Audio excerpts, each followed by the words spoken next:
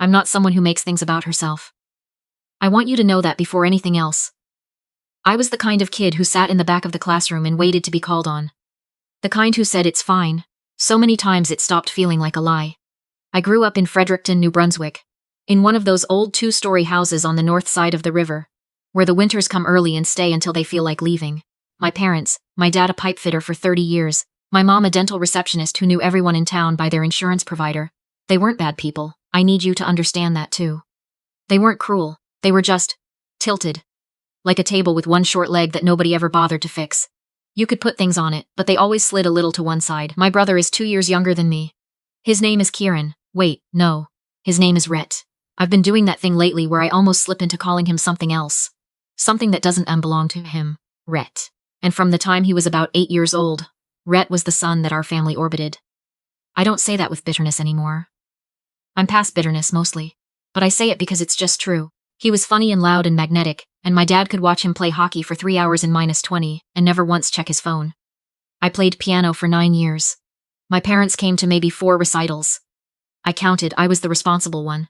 I learned to cook because somebody had to and my mom worked late on Tuesdays and Thursdays. I did my own laundry at 12. I tracked my own dental appointments, which, given my mom's job, is either funny or telling. I've landed on telling. I got good grades because it was the one thing I could control, the one space where the work I put in directly matched what came back out. In a house where love sometimes felt like a limited resource being allocated elsewhere, straight A's were at least mine. My dad would nod at my report card and say, "That's what we expect from you." When Rhett brought home a 78 in English after bombing the first 2 tests, they took him out for wings and called my grandmother to brag. I told myself it didn't matter. I got very good at telling myself that. The spring I'm going to tell you about, I was 22. I'd spent 2 years at the University of New Brunswick, on a mix of scholarships and part-time work, at a coffee shop on King Street, where I smelled like espresso grounds until about 10 at night. I was in my 3rd year, studying health sciences, thinking about nursing. I'd applied for a highly competitive nursing cohort at Dalhousie. It was a collaborative program, limited seats, the kind of thing that goes on your resume and opens doors for a decade. I found out I'd been accepted on a Wednesday afternoon in March, standing outside the library in my coat, phone half frozen, reading the email 3 times because I thought I'd misread it. I sat down on a concrete bench in the cold and let myself feel it for exactly 2 minutes. Then I stood up because I had a shift at 4 and I still needed to eat something. I called my mom on the way. She was at work. She said, "Oh, that's great, sweetie," in the tone she uses when she's typing at the same time. Then she said, "Hold on, your father's calling me. Can I call you back?" She did not call me back. I called my dad that evening. He said, "Dal's in Halifax, right? That's a long way." I said yes. He said, "Well, make sure it doesn't cost us too much." I explained it was mostly covered by a provincial health grant and my existing scholarships. He said, and then asked if I'd heard Rhett had been moved up to the AA hockey team. I said I hadn't heard. He talked about Rhett for 11 minutes. I counted that too. I want to be clear about what I was feeling, because I think sometimes people hear stories like this and assume the person telling it is dramatic, oversensitive, the kind of woman who cries at commercials and calls it trauma. I'm not. I'm the opposite. I am almost pathologically composed. I was composed on that phone call. I said the right things, asked the right follow-up questions about the hockey team, and when I hung up, I ate a bowl of cereal for dinner and studied for my anatomy midterm until midnight. But underneath all of that, there was something that had been sitting in my chest for years, quiet and dense like a river stone, and that night it got a little heavier. A week later, I came home for Easter weekend. It was a long weekend. I had the time, and part of me, the still hopeful part I hadn't managed to fully extinguish, thought maybe they'd want to celebrate. Maybe the Dalhousie news had sunk in. Maybe my dad had mentioned it to someone and felt proud and come back around to it. I walked in on Friday evening to find the kitchen smelling like my mom's brisket, which she only makes for company or occasion. There were balloons. Not a lot, just a cluster of blue and silver ones tied to the back of a chair. My heart did something embarrassing. Just for a second. Just the tiniest lift, like a bird deciding whether to land. My mom came around the corner and hugged me and said, "Oh good. You're here, can you help me set up the folding table? We're expecting 12. I said, "What's the occasion?" She said, "Oh, didn't your dad tell you? Rhett made the provincial selects. We're doing a little family thing." The balloons were blue and silver. Those are his hockey team's colors. I stood in the doorway in my coat and my boots, and I thought about the 4-hour bus ride I'd just taken. I thought about the acceptance letter still sitting in my email, unannounced, uncelebrated, not mentioned to a single person in this house. I thought about how my mom had said, "That's great, sweetie," while typing. And I thought about how she had found the time, in the week since I called her, to buy balloons. I did not cry. I hung my coat on the hook by the door, I washed my hands, and I helped set up the folding table. At dinner, my uncle, my dad's younger brother, the one who does renovations and has very loud opinions up the leaves, raised his glass and said, to Rhett, "Provincial selects at 17. This family does it right." Everyone raised their glasses. Someone took a photo. My mom was beaming. My dad put his hand on Rhett's shoulder and said, "That's my boy," in the voice I had been waiting my entire life to hear directed at me. I had a glass of sparkling water. Nobody said anything about Dalhousie. I had mentioned it to my mom twice and my dad once. If either of them had mentioned it to the family, gathered around that table, I didn't hear it. After dinner, while the adults were having coffee and my younger cousins were playing something loud in the basement, my aunt, my mom's older sister who lives in Moncton and teaches high school French, found me in the kitchen, loading the dishwasher. She's the kind of woman who notices things. She put her hand on my arm and said quietly, "Your mom told me about Dalhousie. That's a massive achievement. How do you feel about it?" I almost dropped a plate. I said, "I feel really good about it. I'm excited." She said, "You should be. That program is hard to get into. I looked it up." She squeezed my arm. "Your parents are proud. I think they just don't always know how to show it." I nodded. I didn't say what I was thinking, which was that they had found a way to show it for 17 years with Rhett, so maybe the issue wasn't the knowing how. I stayed the weekend. I was practical about it. The bus tickets were non-refundable, and I love my grandmother who drove down from Woodstock on Saturday. She's 81 and sharp as a tack, and when she saw me, she held my face in both her hands and said, "I heard about your nursing program. I'm proud of you. You've always worked so hard." I had to look at the ceiling for a minute. I told her the houseplants needed watering. She knew what I was doing. She always knows. I left on Sunday evening. In the bus back to Fredericton with dark pine forests going by on both sides of the highway, I did something I'd never done before. I let myself be honest with myself. Not dramatic. Not catastrophizing. Just honest. I had spent 22 years being the low-maintenance one, the one who didn't need much, the one who sorted things out. And I had spent 22 years believing that, if I was just good enough, just reliable enough, just achieved enough, eventually the balance would shift. Eventually they would see. I had been waiting for a moment that was never going to come, not because they didn't love me, but because I had successfully convinced them I didn't need it. I had been so good at asking for nothing that they had taken me at my word. I moved to Halifax in September. I gave my parents 6 weeks' notice, which in hindsight is still a little formal. But that is the kind of person I am. I was calm about it. I packed what I needed.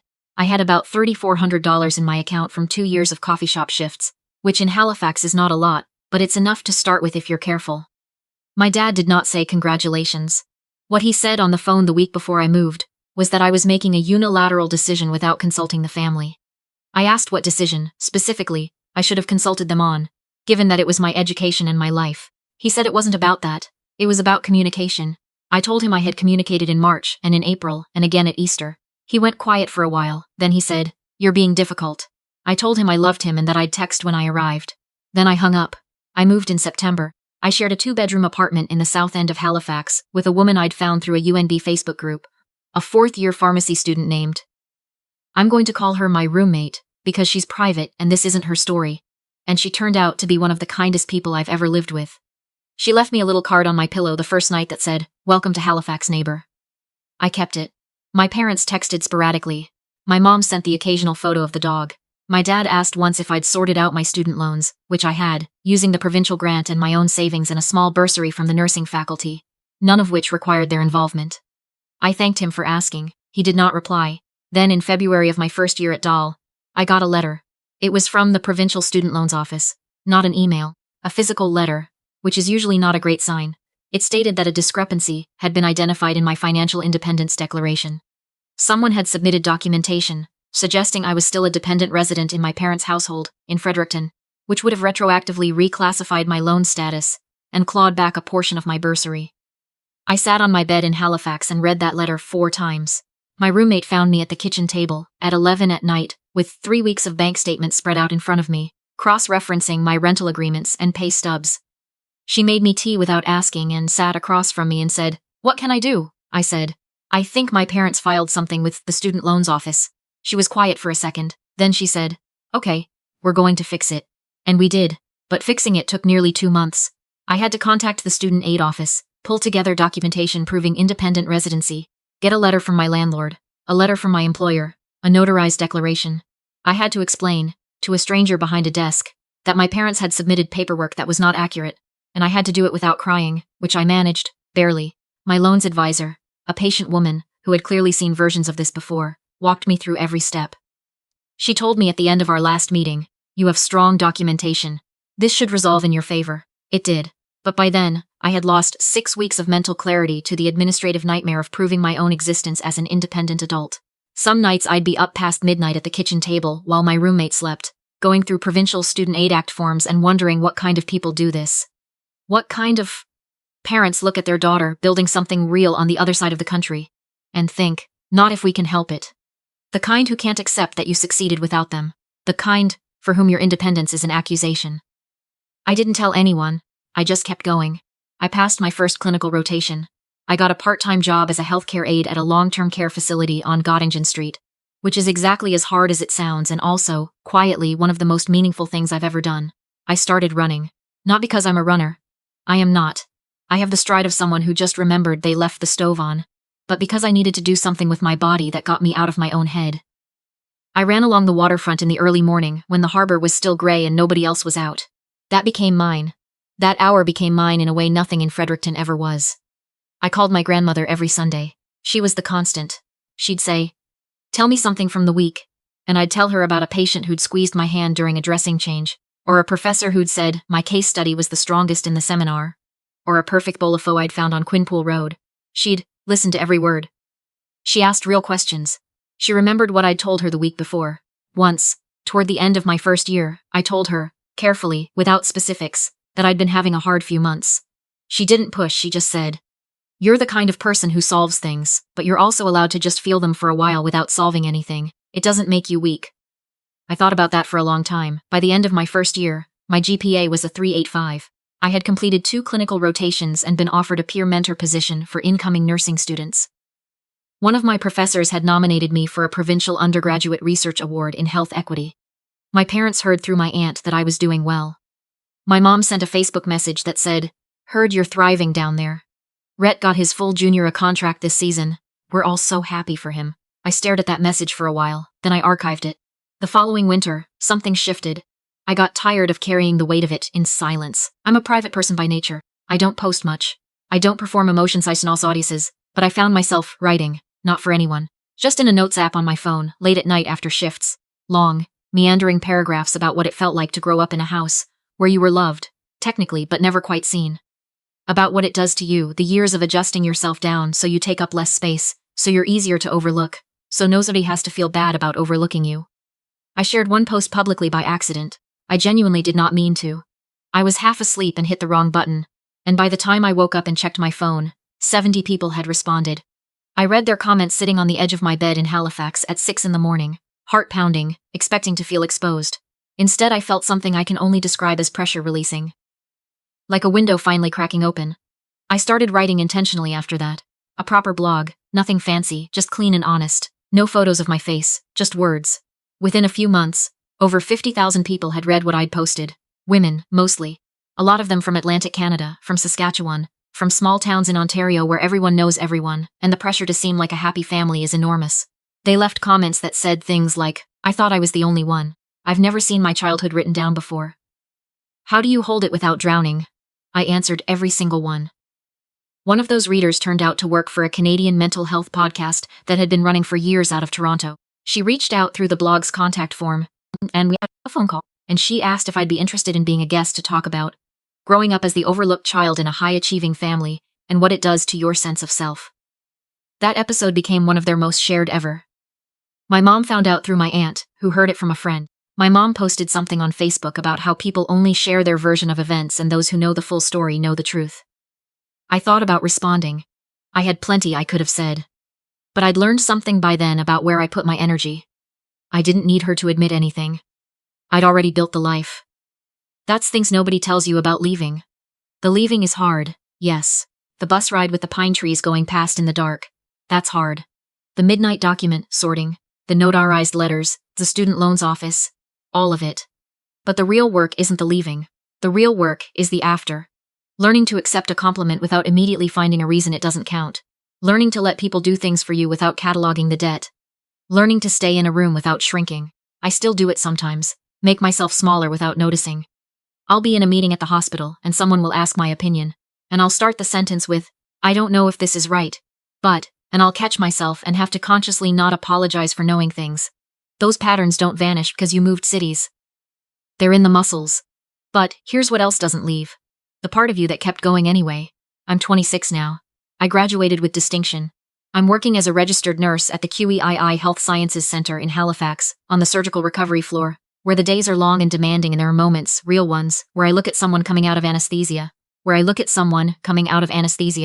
and I take their hand and say, you're okay, you're safe, I've got you, and mean it completely. I have a cat named Pemberton, who is imperious and deeply judgmental about everything except my lap, where he sits for hours like a magistrate reviewing documents. I have 3 friends from the nursing program who are the kind of people who show up, who text back, who remember what you told them last week. I have my roommate, who is now a pharmacist in Dartmouth, and who we will be friends with for the rest of our lives whether she likes it or not. My parents and I have a relationship that is careful. My mom calls at Christmas and my birthday, which she has not forgotten since I left, which I find interesting. My dad and I had a real conversation for the first time in maybe 5 years last Thanksgiving, on the phone, where he said he didn't always know how to show pride in the way he should have. He didn't apologize exactly, he said, but he said it. I told him I heard him. We talked for 30 minutes and it was the most honest we've been since I was a kid. I don't know what to do with that yet. I'm leaving it open. My brother and I text more than we used to. He's 24 now. He's out of junior hockey, works in construction management, has a girlfriend he's clearly crazy about. He told me last spring that he always felt weird about how different things were for us growing up. That he noticed, that he felt guilty about it for a long time and didn't know how to say it. I told him that wasn't his to carry. He was a kid. The dynamic wasn't something he chose. We're finding our way to something, slowly. I think we'll get there. I wrote all of this because I know you're out there. The one who answered, I'm fine, so many times it became automatic. The one who figured out, somewhere around age 10 or 11, that needing things made people uncomfortable. So you stopped needing things. The one who drove yourself to every appointment, paid your own way, solved your own problems, and somehow internalized the message that this was proof you didn't need support, rather than proof you deserved it. You do. You did then, and you still do now.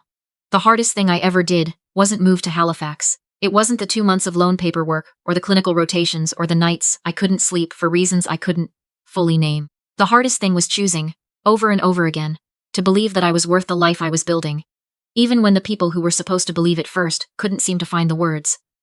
They didn't say it. But I found my own way to know it. And that turned out to be enough to build everything else on.